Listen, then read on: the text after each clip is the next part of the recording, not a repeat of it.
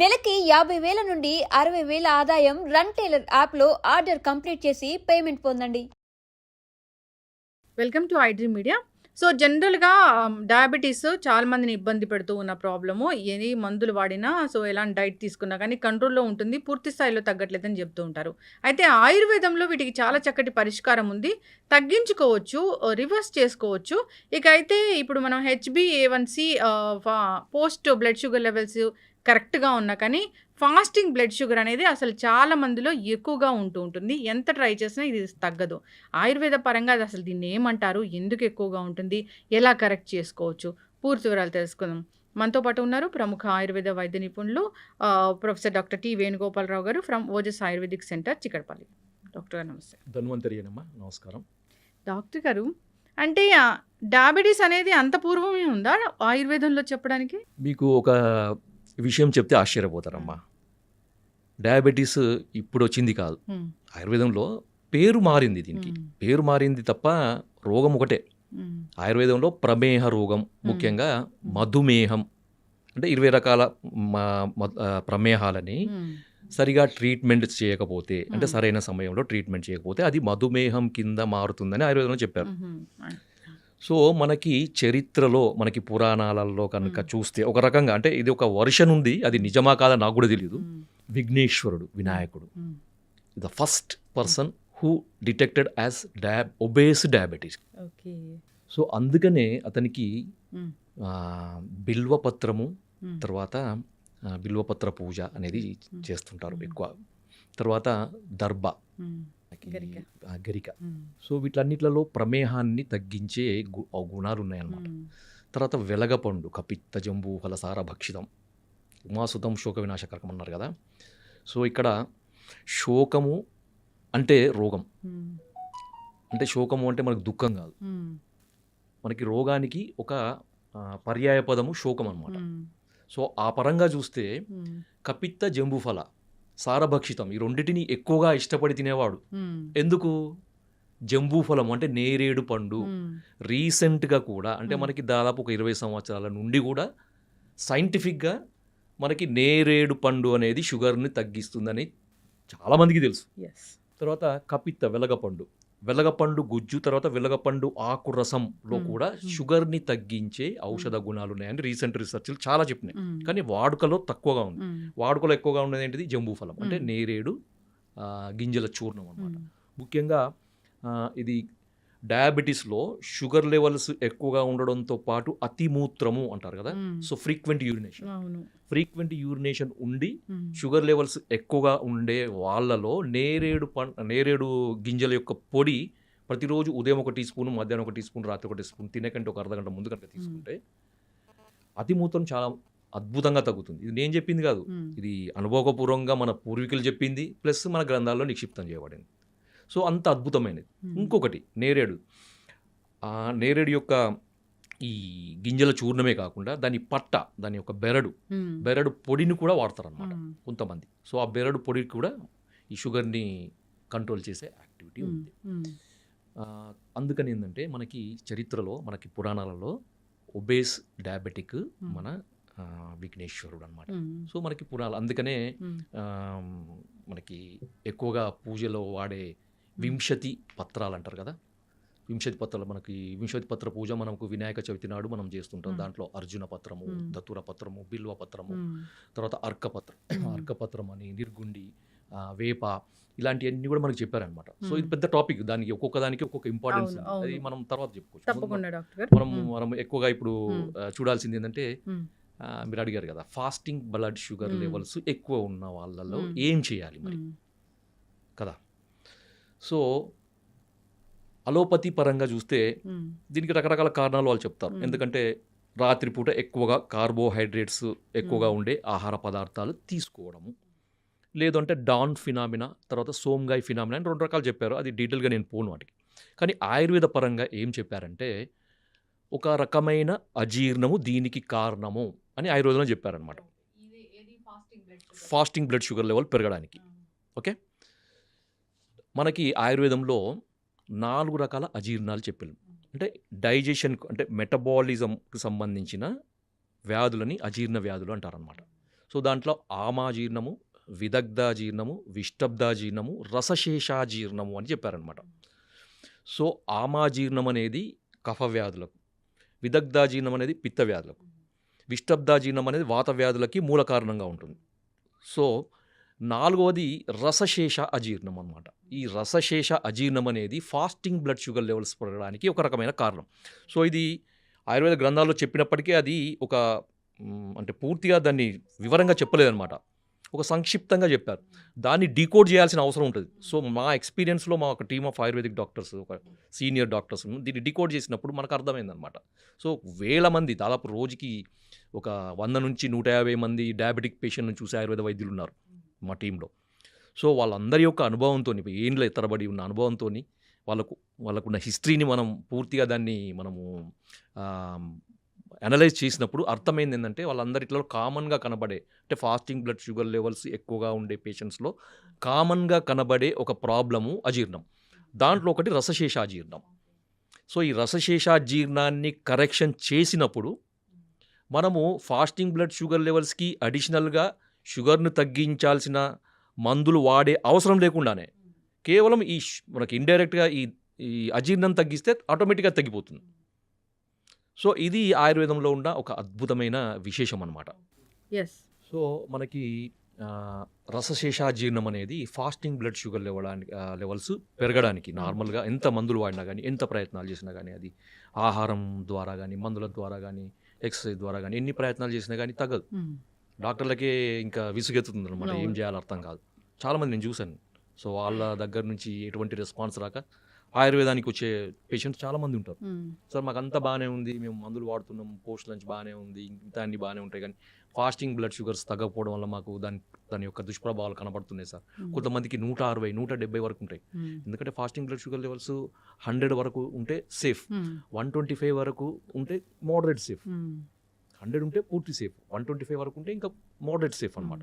అది దాటిందంటే ఏంటంటే ఇంకా సేఫ్లో ఉన్నట్టు కాదు. మనం పోస్ట్ లంచ్ ఎంత నార్మల్ ఉన్నప్పటికీ మనకి ఫాస్టింగ్ కూడా అంతే నార్మల్ ఉండాలన్నమాట.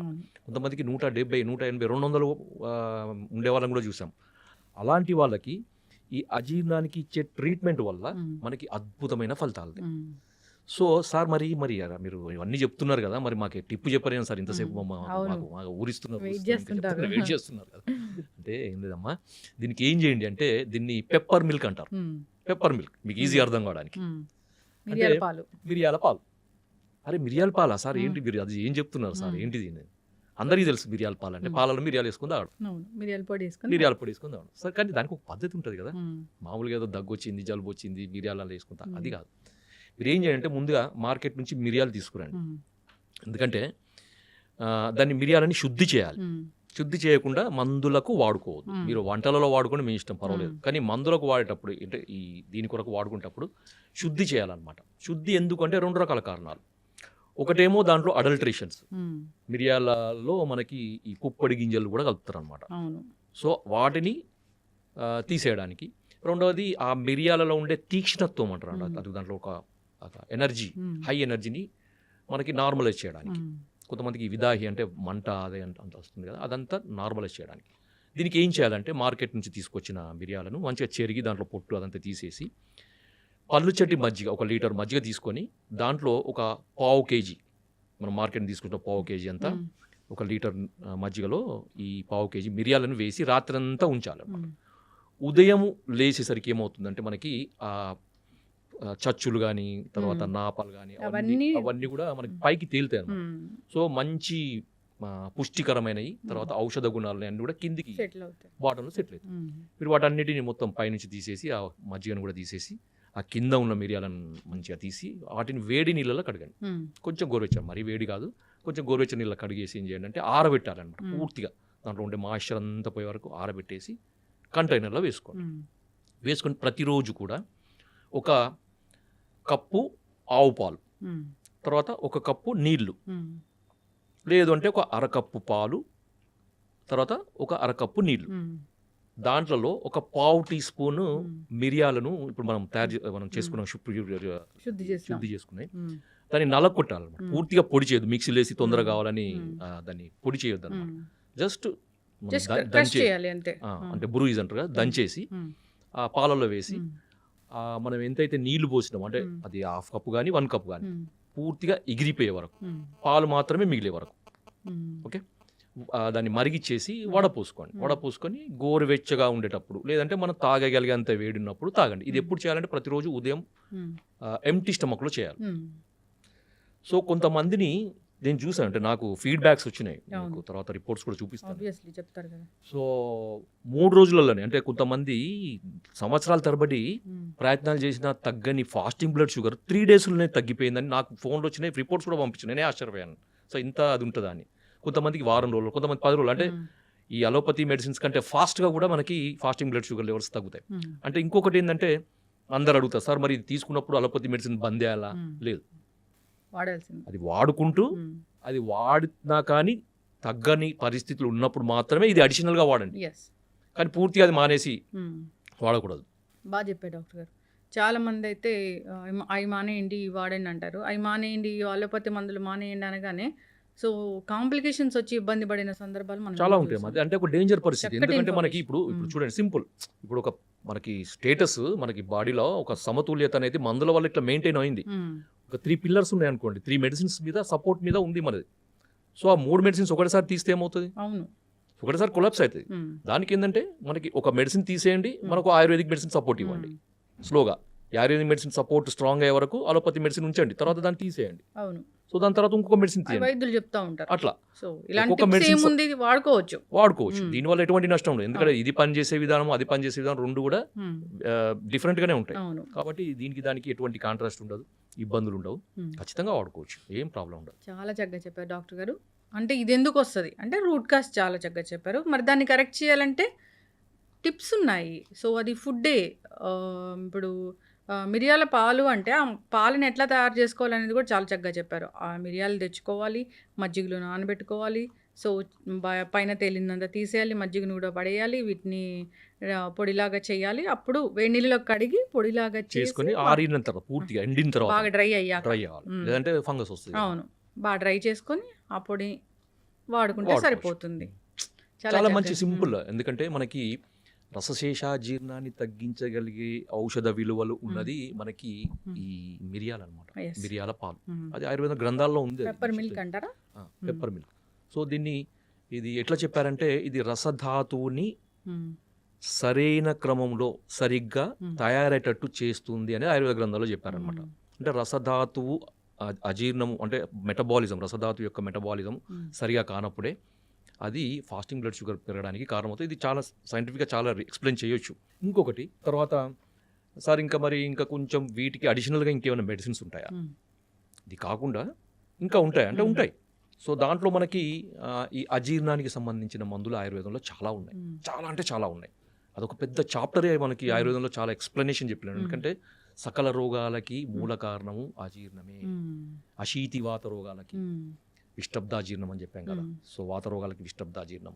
సో పిత్త రోగాలకి 40 రకాల పిత్త రోగాలకి విదగ్ధాజీర్ణము, 20 రకాల కఫ రోగాలకి ఆమాజీర్ణము అని. సో ఇది అజీర్ణం అనేది పెద్ద చాప్టర్, దానికి రకరకాల మందులు ఉన్నాయి. ఇప్పుడు మనకి రసశేషాజీర్ణం కానీ ఇతర రకాల అజీర్ణాలు కానీ వాటికి ఒక అద్భుతమైన ఆయుర్వేదంలో మనకి బసవరాజ్యం అనే గ్రంథంలో ఒక మంచి మందు చెప్పారు. సో దాని పేరు అజీర్ణ బల కాలానలం. మీరు మళ్ళీ చెప్తాను, మళ్ళీ గుర్తుపెట్టుకోండి, మీరు కావాలంటే మళ్ళీ రాసుకోవచ్చు. అజీర్ణ బల కాలానలం. సో ఇది మేము కొంతమంది పేషెంట్లకి అడిషనల్గా ఇచ్చి మంచి రిజల్ట్స్. అంటే మేము షుగర్ ఉన్నప్పుడు షుగర్ని తగ్గించే మందులు వాడం మేము ఎక్కువగా.